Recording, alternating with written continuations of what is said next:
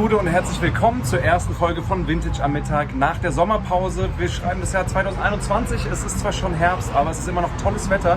Und ihr seht, wir stehen nebeneinander, Nico von Magic Moments Vintage und ich sind heute zu Gast in Nürnberg bei Saltmill Vintage. Und wir wollen Interviews führen mit den beiden Protagonisten, wir wollen den Store zeigen und wünschen euch viel Spaß bei der allerersten Folge Vintage am Mittag nach der Sommerpause.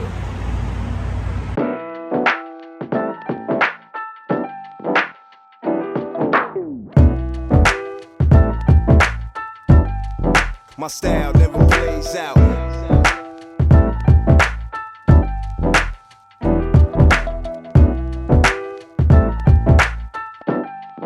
My style never plays out.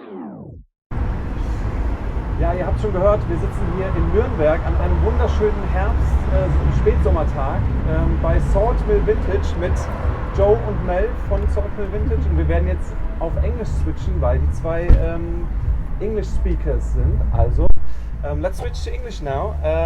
Thanks. Apologies for that. Yeah, no worries. Living in Germany and not speaking German, we feel pretty bad. Probably most of our watchers are fluent English speakers and international anyway. So, yeah, thanks for having us first of all. And maybe we can start with the question. Where are we? What is this? Is this your first store? How long have you been into vintage? Where does the name Saltmill come from? Just get going talking to us. Yeah. Do you want to answer that or should I start? You start, yeah. Okay, cool. So basically, we're from the UK. We're from a little town called Cornwall. From a very young age, I remember my parents buying and selling second-hand clothing. It's their full-time job, actually. So naturally, I got into it. I started finding a love for second-hand clothing, finding like skateboard tees, been a skateboarder all my life, so I don't know, just more and more researching stuff, getting into music around skateboarding. So the name came from that. It was my local skate park called Saltmill. That's where I learned how to skateboard. So everything kind of comes together. Parents sell vintage, skated all my life, named it after the local skate park, which is a bit knock on the head, like it's the first name that came to my head.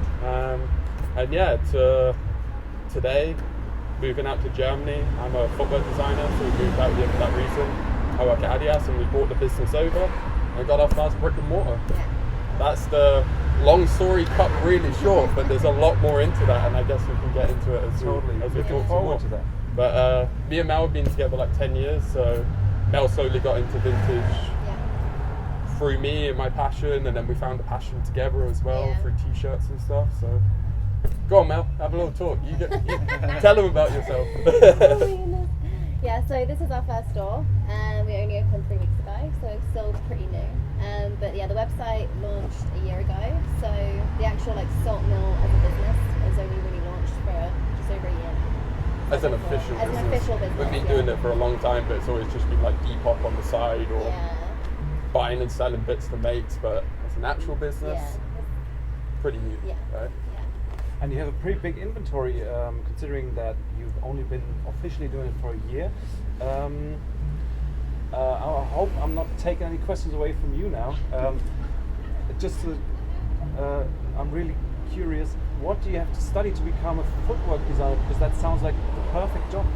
So, since a very young age, I've always, I said I was into skateboarding, and I got a love of sneakers through skateboarding.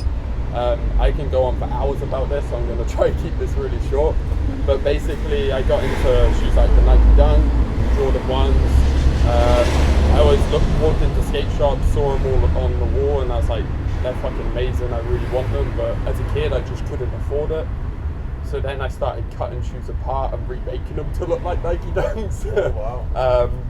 I can never afford new clothing. This is why I got into secondhand. My parents will always buy me secondhand pieces, buy me secondhand shoes. I'd cut them up and make them look cool. From that just stemmed a passion of shoes in general, cutting them up, rebuilding them, redrawing them, redesigning them, doing it from a very young age and growing up. I just literally, the passion and obsession turned into a job somehow. I went to school, I was always drawing shoes in school. I went to university and did footwear design, which is a really specific That's really course. a major.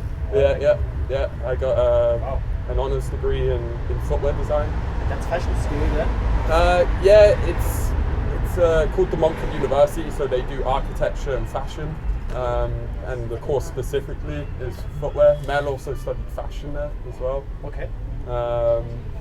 Yeah, so thankfully got a job at Adidas after graduating. Nice. Yeah, it's good fun. So this might answer our next question, but how did you come up with the idea, coming from UK, to start a vintage shop in Nürnberg? Like, is that because of the Adidas headquarters nearby, or why is that? Well, yeah. Yeah, we're here because I moved out here for Adidas. And we live in Nürnberg because it's the best, closest city to Herzogenaurach. You don't want to live in Herzogenaurach. You guys probably know it's the middle of nowhere. It's nothingness. So living here, we were hitting flea markets. We were still selling online, and a friend of ours called French, shout out French actually, he's an artist. He had this place as a gallery before, called 101 Gallery. We did a pop-up here. Yeah. And then going from doing that pop-up, he just basically was going back to UK, he was leaving the space, he was like, hey, you guys want to take it? And the vintage thing was successful when you guys did the pop-up. I was like, fuck yeah, we'll do it. Yeah, And that's where you took over. Hey, I'm still in Adidas full time, so you're here 24/7, running things around here. Yeah, trying. Yeah. So how, I can see it here, but maybe you can see it from the camera, how many times a week are you open? And Just Thursday, Friday, Saturday. So just 3 days for now, and then so I need to go buying during the week, and then I also have other projects that I want to work on. So I just do Thursday, Friday, Saturday for now. Cool. By the way, sorry if I occasionally have to look at my phone or pass it to Luke, but that's our questions here. No, it's alright. Yeah. My phone is actually recording, so I can have a look at my questions. But, I have one on mine. I have mine. So I'll leave that to you for now. So do you run a classic buy-sell trade style? Can people trade in their stuff, bring stuff for sale? Yeah, for sure. Yeah, we haven't had a lot of people come in yet, have we? We've had a few come in with some stuff, which is really cool. It's super nice. People want to just get rid of their own stuff and then buy it and trade it. So since you experienced both the UK and the German vintage scene, where do you see differences? I think the biggest difference for me, like the biggest shock I got, is going to flea markets and the insane Adidas pieces I'm finding here. I'd rarely find Adidas back at home, and if I did, it'd be like early 2000s kind of stuff you'd find in a shop called Sports Direct, and it's just generic shit basically. But here, when you find like crazy stuff, like all over print Adidas, Olympic Adidas stuff from the 70s to the 80s, like it blows my mind the stuff I found, like really one of a kind stuff, samples, Puma pieces as well. I didn't know some of this Puma stuff existed, like some of the graphics they did in the 90s, all over hits. It's madness. So that was the biggest thing moving here. The sportswear is incredible. And just vintage actually is a bit more fruitful, a lot more fruitful. In the UK, we're big in charity shops. Anyone that's from the UK knows the trouble of going through charity shops, and 99.9% of it is garbage. And you might strike gold on one thing every, I don't know, 100 charity shops you look in. But then here, going to flea markets, going to second-hand stores, you tend to see more vintage pieces. They pop up a lot more. Every week we go to flea markets, we pretty much come back every week with something. And I go to flea markets in the UK and go for 6 months without finding anything. So, I mean, you don't have to reveal your secrets, but are you mostly going to flea markets around Nürnberg? Because in Munich, it's definitely, for me, the same situation like you have in the UK. I only find shit. So maybe it's being close to where Adidas and Puma comes from. I think that's a big I thing. think it's like being in the heart of Adidas for sure. You just find so many cool pieces because we're so close.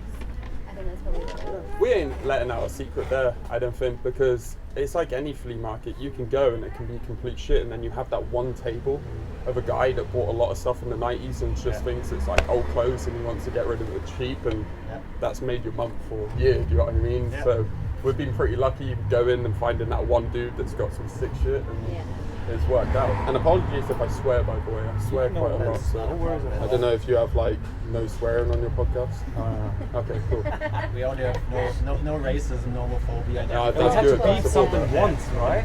I was ranting about we something. can repeat that. Okay. But I know it's Maybe off camera, I want to hear it. you were ranting about terrorists, as far as I can remember, and Okay. you called him something like Oh yeah. Yeah, okay. Yeah. Okay. Not gonna apologize for that though. No, fair enough. Let's continue on.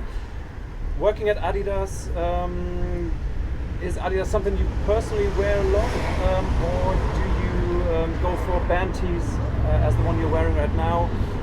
What are your personal favorites? So I said before, I've always been a Nike guy, like all my life, just being a skateboarder. Till Jagler don't listen to it. He left, right? Yeah, he's Yeah, left he left. actually, yeah. But I should be saying this because I work at Adidas. If someone's watching, apologies. I just got to keep it real. I was a Dunk guy all my life, but I was super into new metal growing up. Bands like Cornern and Slipknot. And I always remember people like Jonathan Davies wearing head to toe Adidas. And also Slipknot specifically. They're my favourite band. I remember growing up and seeing them wear black superstars with the white stripes. And I just instantly fell in love with that shoe, like the attitude, the way they dress, the suits they wear, like the prison suits, the jail suits. It just looks so fucking sick, head to toe, the masks they wear. So I started to get into Adidas from that actually. And you'll find me every day either wearing a Slipknot shirt or some shoes that they used to wear on stage or an interview. So I'm just super into that era of late 90s, early 2000s new metal. That's mainly the t-shirts I would say I collect and keep hold of. We're not really t-shirt collectors, surprisingly. We're not really huge collectors in general. I would say our collection's pretty small compared to most people. I probably have a rack of t-shirts like this, and some people have maybe a little bit, a couple more maybe. But I'm sure people will have like 10 times that. Do you know what I mean? Yeah, I know that feeling. Yeah. I'm sure you guys have pretty gnarly collections, so. Yeah, but it's can how you say be heavy on your mind. I don't know the English expression, but right now it's kind of a burden to me to have so much stuff. Yeah. I think it's better to have personal pieces. But to ask the question differently, like what are you going for if you dig and you think like, oh, what pieces can't you let go for? You it's obviously like those band tees. Yeah. What it's like for you? I'm quite good at not keeping a lot of stuff, aren't I? I don't keep There's a lot. specific things that you really There's, like, can't let go. yeah, Anything print-related. 90s basketball you do love. Yeah, Like- all I can Jordan kind of stuff. see that. Yeah. Yeah, Jordan stuff for sure. Print stuff, definitely. Yeah, will never sell Prince stuff. Prince as in the band or the tennis racket? No, Prince is in the artist, yeah. Okay. Yeah, the singer. I Yeah, like yeah. Okay. Yeah. But yeah, and then just if I like it. And I don't really look, or yeah, I just if I get something that I really like, but it's never normally specific. I think you always have this specific aesthetic of it's like 90s basketball style, the certain colours and the Yeah, graphics. maybe. One thing that I used to notice you always keep is this collection. The Dunkyard collection. The Dunkyard sure. collection, we Yeah. call it. It's the Yeah. fucking best Nike collection Yeah. I've ever seen. It's amazing. Yeah. You talk about that because Yeah. you have a real love for that collection, and It's just we have a lot of pieces from it. It's so beautiful. Everything. Have you guys seen a lot of the Dunkyard collection? Or I don't know it by name, but I think I'm familiar with it from. like the one like the hoop, like sort of. I think so. Is it like early 90s or 1994 or something? I think or it's like mid 90s. Yeah. I think I like- got a picture of all the But- stuff we got. It's always this kind of same Yeah, like color palette, material mix, graphic mix, and the font style. Nike, I don't know, they did some great stuff in the 90s, but it was also a certain aesthetic. Yeah. But all of a sudden, mid 90s, 94 to 95, they came with this collection, and it was just so different from everything else. It's pretty wild. Maybe it was Nike Challenge Court inspired because I think it kind of correlated. yeah, it's Yeah. sort of like that, but a little bit more less because like Challenge Court did a lot of like shells and stuff like that. Yeah, So it it was was- a little less sporty, I guess. They did a lot of like canvas jackets and like shirts and stuff like that. So it was less sporty. Which It's is just a kinda weird nice, one. yeah. The closest thing I would say I've seen is the Jungle Gym stuff Yeah. by Yeah, Nike. That's also a similar yeah. aesthetic as well. But the Dunkyard and the Fell Free stuff is so mad in its graphic mix and material mix. It's just like what were they doing at Nike at the time? They must have been smoking something kind of wild to throw this stuff out. Or there was one designer that just got crazy at a point and just did some wild stuff. I remember I went to, where was it? I think it was in London. We went to a Round 2 pop-up. Oh, yeah. And the guys in there that work at Round 2, like Chris, for example, had a look at Mel's jacket and was like, whoa, what the fuck? I thought Sean Witherspoon had the only one. You thought it was like a one of one. Yeah. And then seeing Mel wearing the same jacket, it was like, oh, there must be more out there. And then we were like, yeah, we've got like trousers, we've got shorts, we've got the jerseys, we've got the jacket. Like, so much of it is so nice. yeah, there's a lot out there. Yeah. It's rare to find, but it's fucking sick. Did they try to get it off of you? Yeah, he did want it, Yeah. because it was a really small one, so he was like, ah. And it was a bit different as well because mine's like a kid's one, so it's slightly different. The back is like different materials. Yeah, It's, like, so the slightly kids' different, ones are like printed and the men's ones are like chenille patches, Yeah. so they're a lot more work into them. Yeah. But So collection, super cool. I'll tag you guys in a picture later. I'll show you after we're filming. I'll try to get on my phone, but we've got a picture on our Instagram of all the collection we've got. We're missing the backpack and the cap. So Oh, if the anyone cap. has the backpack and the cap, Yeah. please reach out to Hook us. us up, please. We are looking for them for sure. Yeah. I said in this talk, we're not collectors, and then we're talking about collecting stuff, man. Yeah, that's a very broad definition Yeah. for collector. We just can't get rid of the dunk job stuff. No. It's too cool. I wish I could wear it to this day, but I'm really proud to work at Adidas. I feel like I'm cheating on my girlfriend if I wear some Nike shoes or a Nike piece. Like, if they put their time into me to employ me as a designer, then I'm going to rep that brand and really support it. And you know, if Sean Witherspoon can jump ship and work with Adidas, you can, of course, later on work with Nike. So, talking about Sean Witherspoon, he has been to Munich and Nürnberg and, of course, Adidas headquarters recently. Have you met him? What are your thoughts of him? And, of course, your shop resembles the early Round 2 stores a lot. So, has he been an inspiration to you? To me, 100%. Yeah, for like, sure. Sean's a huge inspiration. I remember when I was working at Size, you know, Sleep Store Size in the UK. We were working there at the time. There was this guy called Martin, and he was like, "Hey, dude," this was years ago. It was when before Round 2 even opened their shop. He was like, "Oh, have you seen these guys? They're like selling vintage. They're about to open a shop in VA." And I was like, "No, this is sick." And then they started doing YouTube videos, and I got hooked from day one. Actually, Yeah. I remember when they first launched the website. It was fucking terrible. There wasn't much stuff on there, but I had to buy something. Yeah. I think I bought the orange polo With T-shirt, the the matching cap, orange yeah. cap. Never wore it, but I was just so excited about that shop, the aesthetic, the vibe, that I had to buy something from them. And then huge congrats to them, not just Sean, to Chris, and to Luke, like all the guys part of Round 2. I think it's incredible what they've done. How many shops they have now, how much hype are behind them. They deserve every bit of hype they have because they've put a lot of work and a lot of passion into it. You can see that. And they've also opened the world to vintage for a lot more people, I feel like. Sean doing stuff with Nike, his shoe, how much hype it got behind that. It introduced a lot of people to this whole world, this community that we all know and love as well. So yeah, he's a big inspiration. I think he's an amazing dude, super kind. Back in the day, I used to put shoes I found on a flea market on my Instagram, and he used to hit me up and be like, "Yo, these are sick, blah, blah, blah." And I remember I had these Prestos. I can't remember the name of them, but they had this gnarly like techno graphic on a Presto, pretty rare one. And he hit me up, and I was like, "Dude, they're fucking sick, what size are they?" And I just gave them to him. I was like, "Dude, if you like them, have them, they're a gift." So then a few years later, I went out to LA and I was wearing the shoes, and he was like, "Hey, have you got the hat?" And I was like, "No, I ain't got it." He's like, "I'm giving it to you, man. You gave me a gift, I'm gonna give you a gift back." So he gave me the hat. You remembered that? Yeah, I came in, I was like, "Hey man, nice to meet you, I'm Joe. I gave you the Prestos." He's like, "No way, it's you," and got all hyped. And he was like, "Yeah, dude, I gotta give you the hat." Super cool dude. And yeah, he came to Adidas. I'm working there as a designer, and he came by my desk and he was like, "Oh fuck, dude, it's such a small world. Like, you give me the Prestos, coming out to LA, I give you the hat, and now I'm in Germany. This is crazy." So we still chat. Sometimes on his live videos, I go on, he shouts out Joe in Germany. That's what I'm known by. But nah, he's cool. Hopefully I can work on some projects with him in the future. that'd be a dream of mine for sure. But talk about inspiration, because you kind of got left out so far. Like, Oh, Yeah, no. sorry. No. I said at the start I talk too much. You get me talking, that's game over. That's our job to ask. It's totally fine. But Sean as an inspiration, or like in general inspiration, is there something for you that you could point out or something? I think. Take your time, you don't have to rush. Have a little think.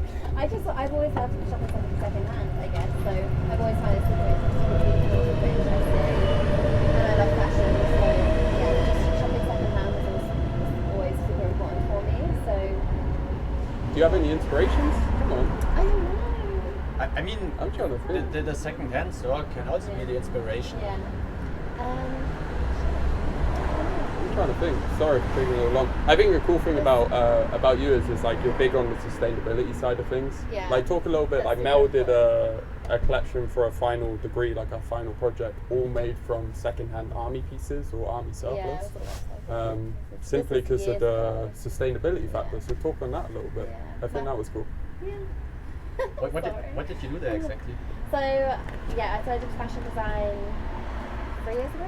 4 years ago. Yeah. 4 years ago. Yep. And yeah, I created like all my collections were just made out of old miniature materials. I love miniature materials because it's just so beautiful.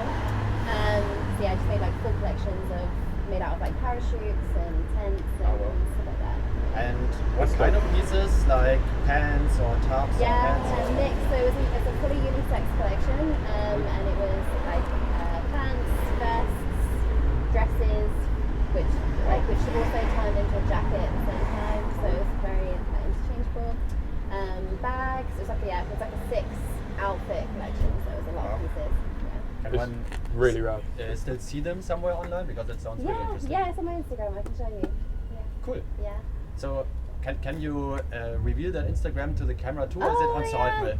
No, it's on my personal Instagram, which is at Mellow 95, 95. right? No, it's not.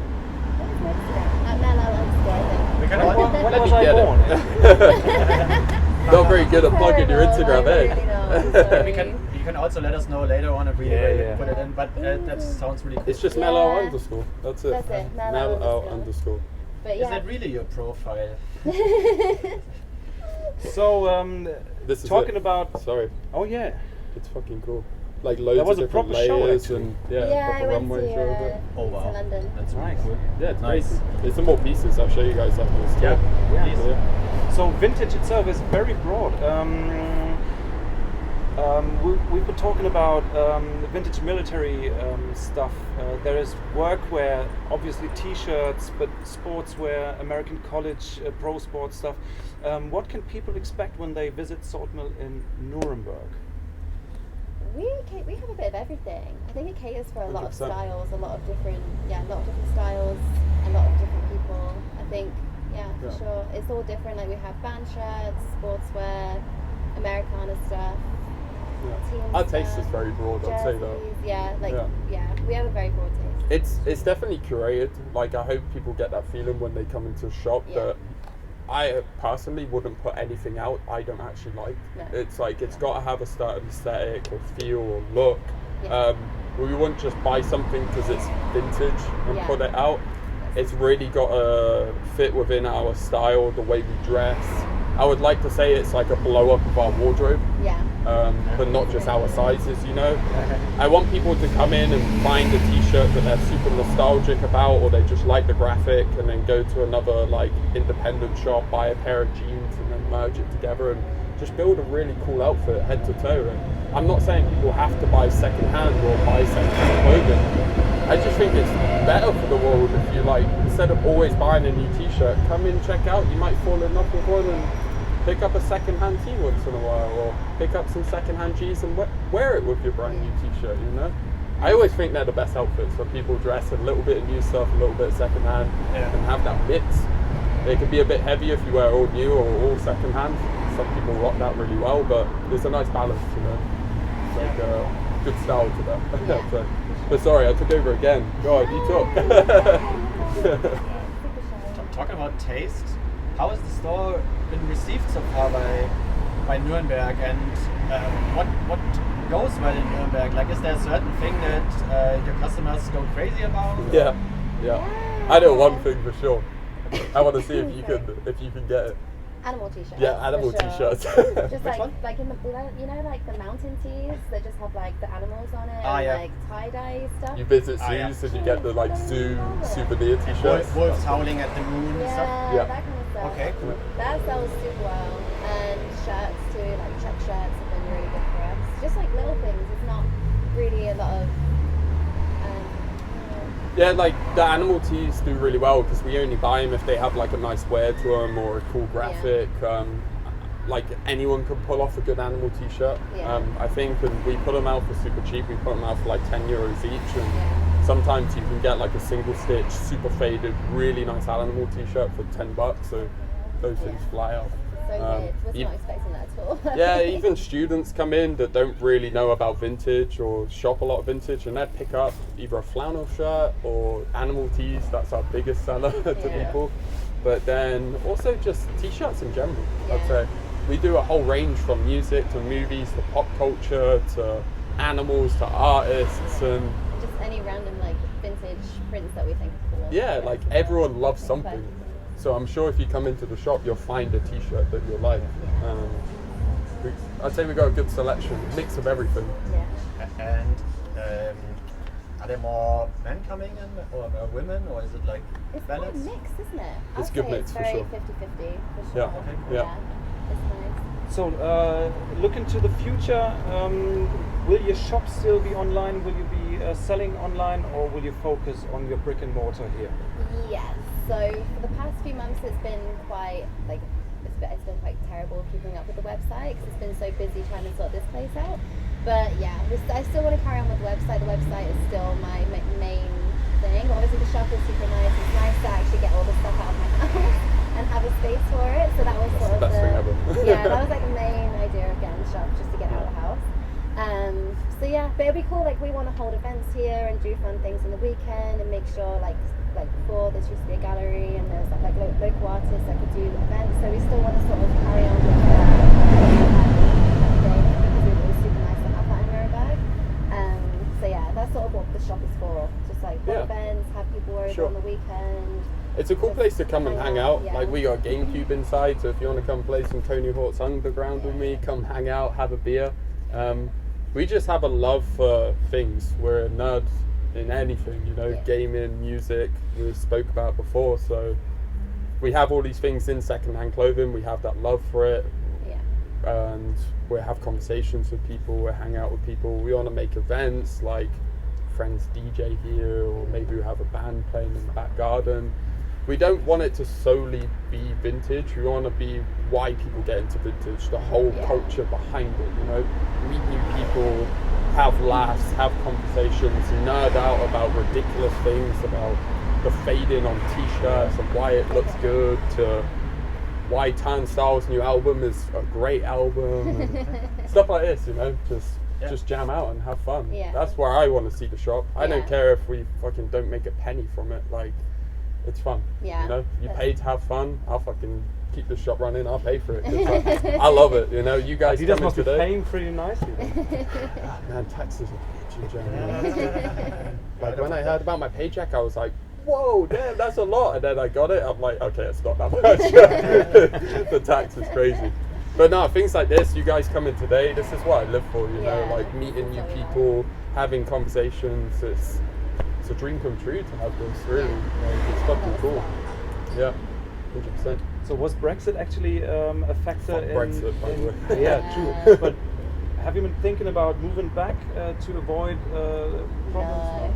No, not at all. It's making us want to stay here more, to be honest, isn't it? Yeah. It's just a nightmare back there right now. I'm not the biggest fan of the UK myself right now.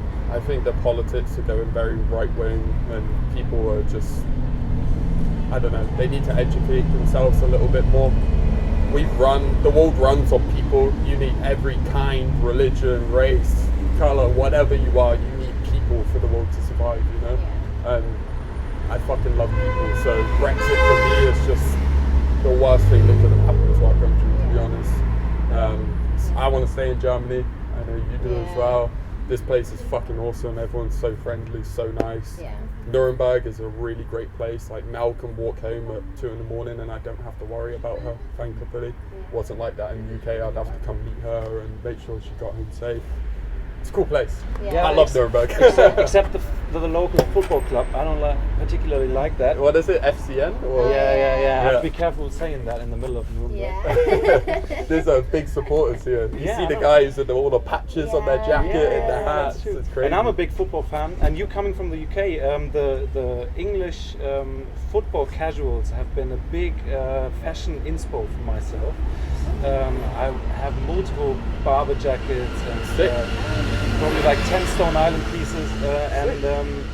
Are you into football at all? We're not big football heads, are we? No, I have an interesting Massively. story. You like the classic shoes? Yeah, when it comes to football specifically, I got bullied by footballers when I was a kid. Because being a skateboarder in school, I wore baggy jeans, I had long hair, and they used to like bully me for that. Footballers had this very kind of terrace style. I don't know if you know about the terrace culture. Yeah. Like 70s Adidas indoor shoes mixed with Stone Island jackets and slimmer pants. Yeah. And it was just worlds away from the way I was dressing. So they tend to not like me. So to this day in Adidas, I actually designed the terrace shoes within the brand. I actually do all the designs by them, the colours, the materials. So Like going the City back, Series, for example? yeah, the City Series shoes like the Dublin or the Stockholm, Nice. yada yada. And going home and seeing these guys that once upon a time weren't so nice to me, now wearing the shoes that I did is pretty fucking cool. It's like, I can imagine. got them in the end. I got your money. No, it's funny. I think the terrace culture is dope in the sense of like the story behind it. Going to different cities and picking up different pieces and coming back and being proud about what you picked up and what you got. Like I got this exclusive jacket from Italy. And preserving the stuff, taking care of it, fighting in it, but also taking care of it, washing it. Yeah. I don't know how they take care of it fighting in it, honestly. It's crazy. They always look super smart and clean, but then they're throwing bottles at each other and stuff. That's why it's not covered in blood. Yeah, barber jackets are thorn proof. That's a pretty nice thing to have if they want to stab you, for example, with a bottle or something. No, God. Yeah, let's not get into that too much. Do you have any more questions, Nico? I had some, but I got lost at football because I'm also not the Nico hates I love football. it. He I don't regularly hate it. makes fun of us. The other two guys are Bayern Munich supporters. I'm obviously Eintracht Frankfurt, and he just hates everything I about don't hate it. football. I just make every time they talk about football, which happens quite occasionally. Like we have a Zoom meeting, and then they always have to head off. Maybe that's just their excuse to not talk to me anymore because I'm off to the game, and maybe you know that I don't know if there's really a game, but I'm just making fun of myself. And yeah, the game is my thing. I don't hate football. Hey dude, I'm on your side. You're I just hate not in football. I don't understand it myself. The thing I don't like about football, it's so competitive. It's like, I don't know, you have to be good to be able to play. And that's what I don't like about it, really. It's like if you go to a park, I can't fucking play, so I never got picked to be in the team, or I always sat on the bench. But with things like skateboarding, I keep talking about it because I love it. It's like, it doesn't matter how good or how bad you are, you can go and have fun. You know what I mean? Then everyone will clap and support you. That's the only thing I don't like about football. It doesn't feel like it has that support, and if you're shit, it doesn't matter. You know what I mean?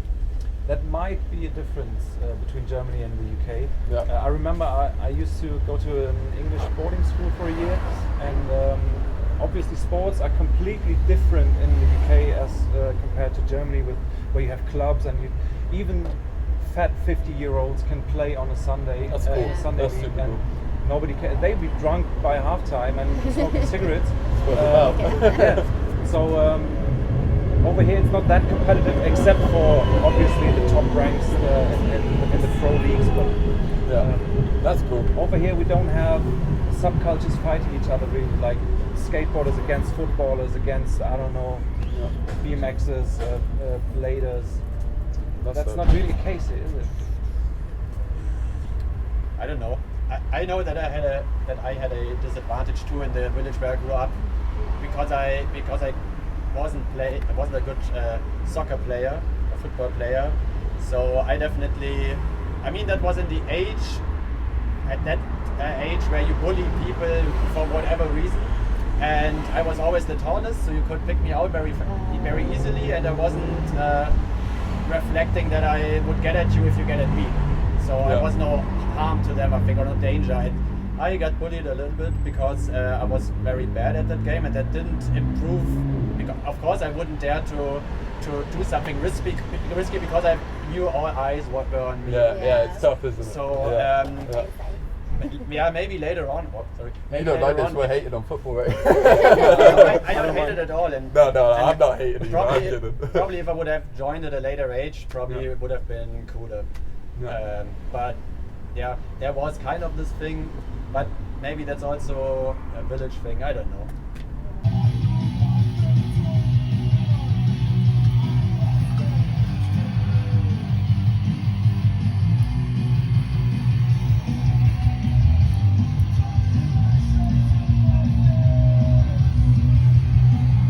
Is there a need to explain your prices or what vintage is, or are young people or who shops at your place, are they already familiar with it? It's a bit of both, isn't it? I would say we have very kind of like the basic stuff that's just cool graphics and cool easy wearers that you can wear with anything and build an outfit for like 10 to 20 bucks, from t-shirts to jumpers. But then we do have t-shirts that we put a little bit higher prices on. Yeah, more special pieces. But I would say we don't put like fuck off prices like I see online. Like the huge hype behind t-shirts right now. Some t-shirts are going for ridiculous money. It's crazy. We try not put prices like that on our t-shirts, and I hope people realise that when they come in. If you see a t-shirt online for $400, I think me and Mel would put like $100 on it. Yeah, and that's totally noticeable. I mean, we've been scrolling through the stuff, and I have a big pile of things that I'll definitely pick up today. And your prices are very reasonable, and of course the curation itself is great too. You have a great span of stuff from t-shirts to jackets and shirts and bits and pieces as well. I didn't see sneakers. Is it because you ran out of room? Yeah. But we would like to sell some vintage sneakers in the future, but obviously with vintage sneakers it's difficult because they tend to fall apart very, very quickly. So they have to be really cared for. And so you kind of really need to understand that you cannot wear them in the rain. And you cannot just, they have to be specially looked after. Vintage shoes is tough. Yeah. We see them quite a lot in flea markets, so I'd love to buy them and bring them in the shop because I think they're dope. I'm sure people will find them dope. They fit the aesthetic of the shop, but they just fall apart, And I would love to have new sneakers in here as well. I wouldn't be able to sell Adidas because I work as a designer, so I think that would look pretty dodgy. But then I would love new shoes and just things we love, because that's what we're selling, is just things we love. It's not just vintage. But we just don't have the space, obviously. If we got a bigger shop in the future, I would make a section of sneakers, just because I have a love for sneakers myself, and Mel does too. We're both shoe collectors. So.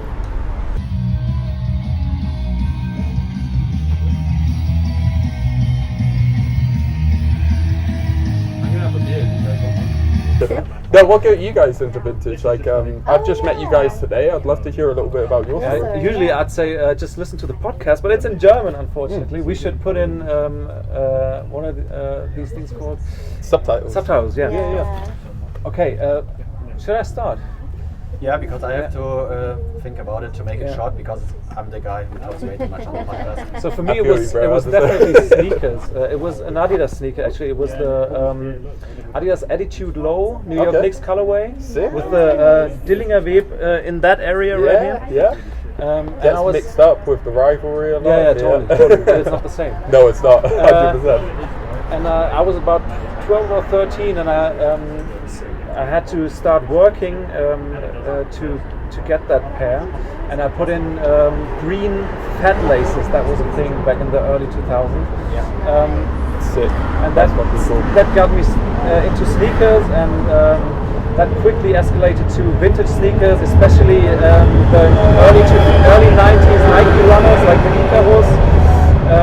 And I collected those a lot, and I started working at a sneaker shop in Marburg, which is in Hessen, near Frankfurt, and and then going to flea markets for video games. Actually, I started cool. buying vintage clothing as well, but left everything behind. That wasn't my size. I'm like 6'3", 6'4", something like that.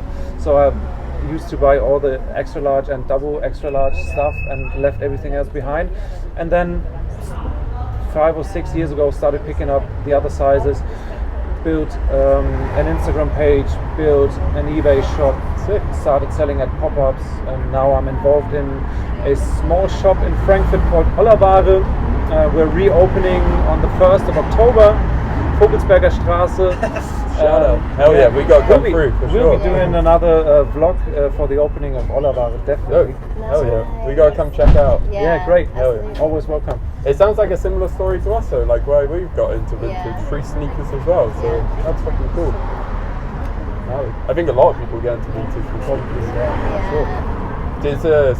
Is there anything that you think back, you were saying you weren't buying all the sizes at the time, that you think, fuck, I should have bought that, I can't believe I left that? Yeah, there was a 90s Polo Sports puffer jacket in blue with stuff on the collar. And that was a size medium, and I was there with my girlfriend, and I picked it up. It was a medium, and I asked for the price, and she looked at it and said, "That's not gonna ever fit you." And of course, that totally interrupted my haggling. And I put it back, and I left, and when I returned, it was gone. Ah, shit. Damn. I should have bought that. Hey, there's always those pieces. For me, it was mainly that I didn't have enough money as a child or as a teenager to get the stuff that my idols wore, which is basically rappers or graffiti writers or skaters. So there was always this stuff that I really liked back then, and then years later on, when I finally could afford it because of being a paper boy, or how you call it in English, or also also having a full-time job after studying. Then I finally got out of that. So I was looking into that. Yeah, okay, now I can get that. Oh, cool! It's on eBay, and that kind of got me into that.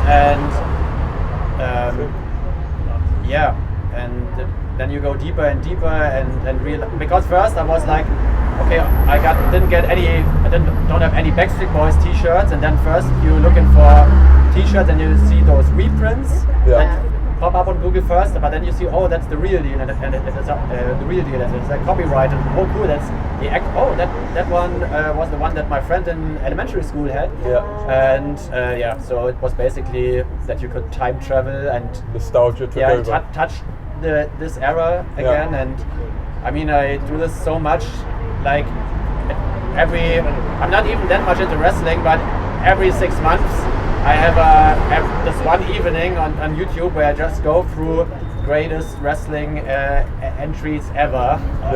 And every 2 months I have looking at all the rap videos that I binge watched when I was a child, or when I was a teenager, and basically that's it. Like just finally being able to afford the stuff that I couldn't back then, or to wear the stuff that I liked.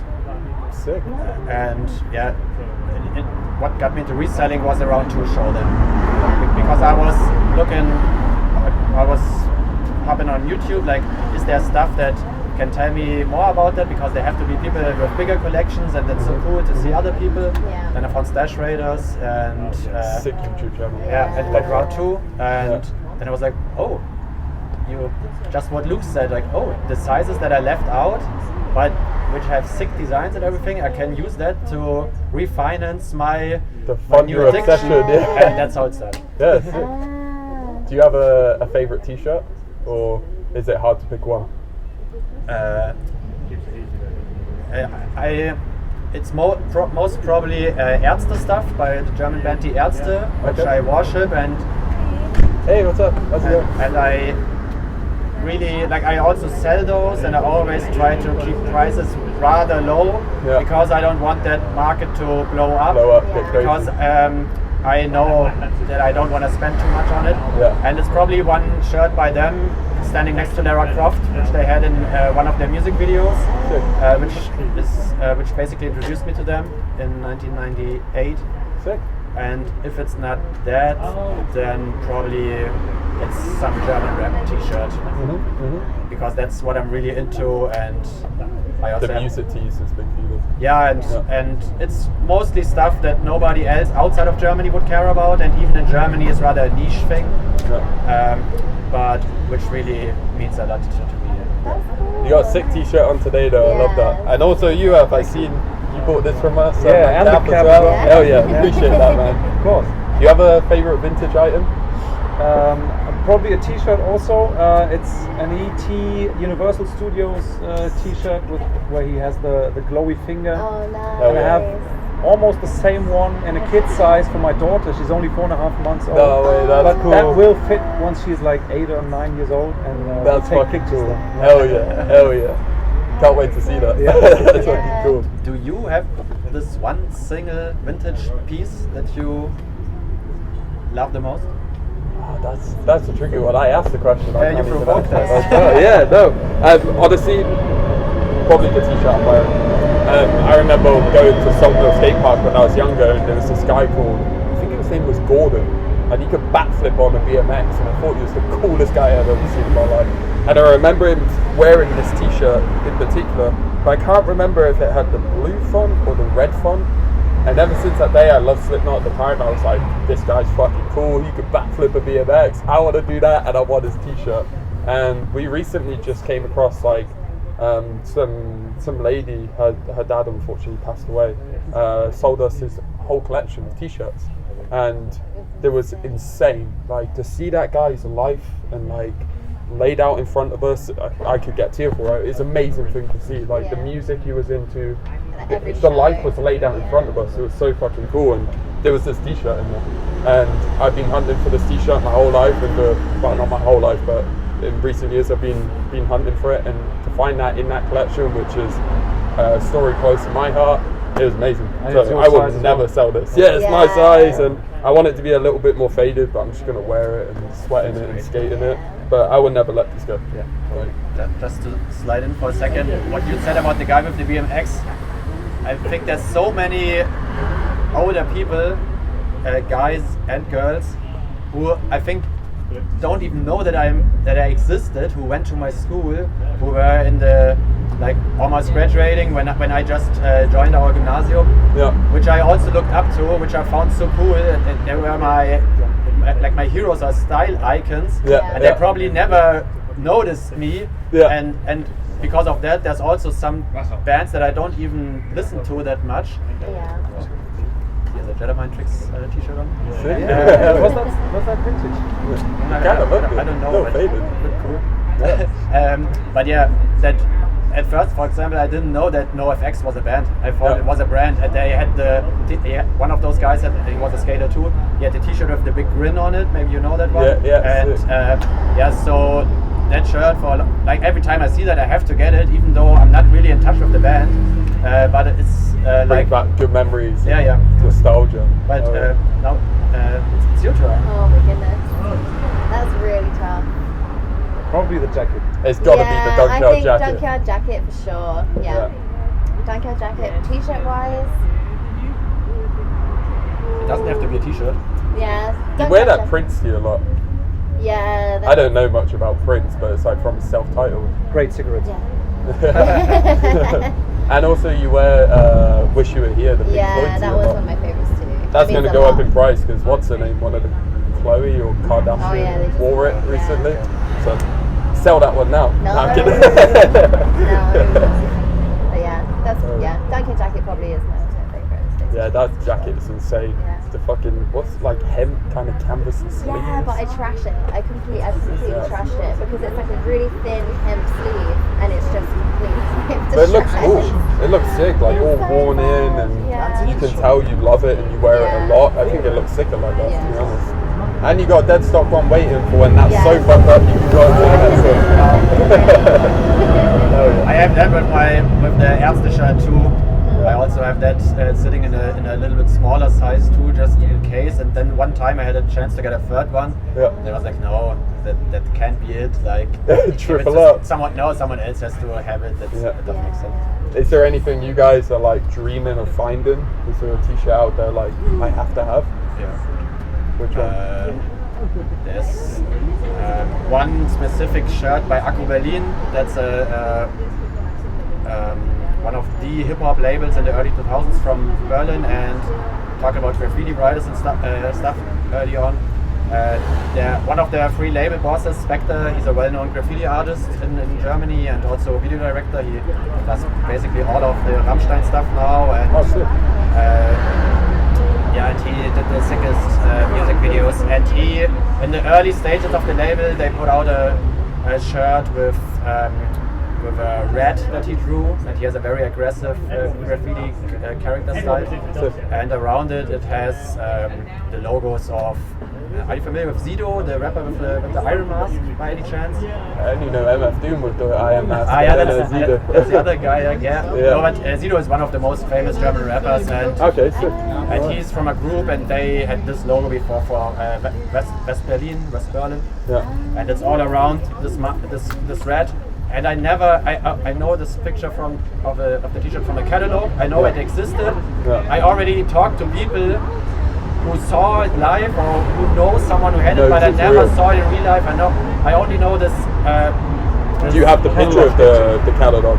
I have the picture, but it's not even a real picture in there. It's just a graphic on a t-shirt which is drawn. Oh, sick! I want to see that. You have to send it to me. I can send you that. And it's really cool. It's a black t-shirt, and if I ever find that, then probably my hunt for I basically found my holy grail. Complete. Nice. We'll look out for it for you. I don't know much about the music and the graffiti writing, but I'll send it to you. You have to send a picture and we'll look out for you. Yeah. Do you have a grail or? Yeah, I mean, I would love to own a 1982 Stone Island Teller Stella jacket, but these things are so man. rare. Oh, wow. The money behind Yeah, them you as well. wouldn't find it. Yeah. And t-shirt wise, I would love to own a Razor Ramon all over print, the yellow one. I just love Razor Ramon, that character, but I'm not down to pay like $2,000 for it. So Yeah. That's what it goes for? yeah, I think That's so. so true. I think that's the big thing with me and Mel is like, even though we really love certain items or certain pieces, we don't pay more than thrift prices, really. I think the most I've ever paid for an item was €130, and that was just the other day. I bought a corn jacket of Red Rum Retro, and that's the most I've paid for a vintage item. I think the fun for us is actually finding it, you know, and the story behind this t-shirt is why I love the stuff, you know. I think it's very different just going out and paying however much money for something. If you want to do it, cool, I fuck with it as well, but yeah, I just want to hunt. Off of these guys. Yeah, I just love the hunt for it, you know. Yeah. Also, wenn ihr wirklich gut kuratierte Vintage haben wollt für super Preise, total nette Inhaber, Mel und Joe, Allersberger Straße 101 in Nürnberg. Opening hours from Thursday through Saturday. Ja. Okay. Donnerstag bis Samstag geöffnet. Folgt denen auf jeden Fall auf Instagram. Super freundlich, super sympathisch, super kuratiert. Wir sagen Dankeschön fürs Zugucken. Vintage am Mittag. Wir sehen uns in 2 Wochen hoffentlich wieder. Wir sind zurück aus der Sommerpause und da ist Joe nochmal. He's already having a drink. Having a beer for sure. Yeah. Sorry guys for leaving. Yeah, no worries. Danke fürs Zuhören. Wir sehen uns in 2 Wochen. Bis bald. Ciao, ciao. My style never plays out.